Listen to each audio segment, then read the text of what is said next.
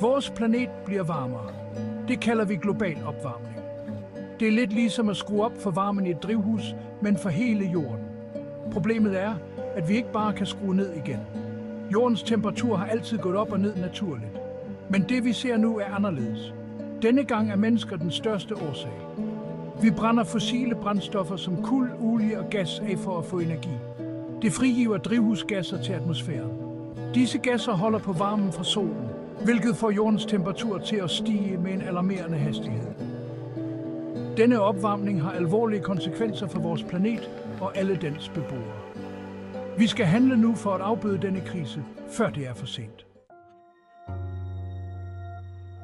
Forestil dig et tæppe rundt om jorden. Dette tæppe er lavet af drivhusgasser. Nogle af disse gasser er naturlige og holder planeten varm nok til liv. Men for mange gasser gør jorden for varm. Menneskelige aktiviteter, især afbrænding af fossile brændstoffer, pumper ekstra drivhusgasser ud i atmosfæren. Dette gør tæppet tykkere, så det holder på mere varme og fører til global opvarmning. Konsekvenserne af denne opvarmning er vildtrækkende. Vi ser smeltende gletsjer, stigende havniveauer og mere ekstreme vejrhændelser som orkaner og tørke. Disse ændringer truer økosystemer, menneskers sundhed og vores måde at leve på. Drivhuseffekten er en naturlig proces, der er afgørende for livet på jorden. Imidlertid har menneskelige aktiviteter forstærket denne effekt, hvilket har ført til en hidtil uset opvarmningstendens med alvorlige konsekvenser. Danmark, et land kendt for sine smukke kystlinjer og milde klima, er ikke immun over for virkningerne af global opvarmning. Stigende havniveauer udgør en direkte trussel mod de lavtliggende områder. Når temperaturen stiger, smelter gletsjer og iskapper hurtigere, hvilket tilføjer mere vand til havene. Dette får havniveauet til at stige, hvilket sætter kystsamfund i fare for oversvømmelser og erosion.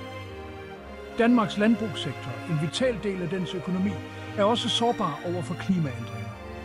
Ændringer i temperatur- og nedbørsmønstre kan forstyrre afgrødeudbytter og husdyrproduktion. Derudover bliver ekstreme vejrhændelser som hedebølger, storme og kraftig nedbør mere hyppige og intense, hvilket udgør yderligere udfordringer for infrastruktur, menneskers sundhed og miljøet. Afsnit 4. Vend strømmen. Politiske løsninger for Danmark. Danmark har en chance for at være førende i kampen mod global opvarmning. Ved at implementere smarte politikker kan landet reducere sit CO2-fodaftryk og overgå til en mere bæredygtig fremtid.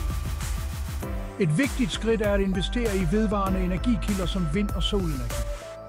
Danmark er allerede førende inden for vindenergi, men der er potentiale til at udvide kapaciteten yderligere. En anden afgørende politik er at indføre en CO2-afgift.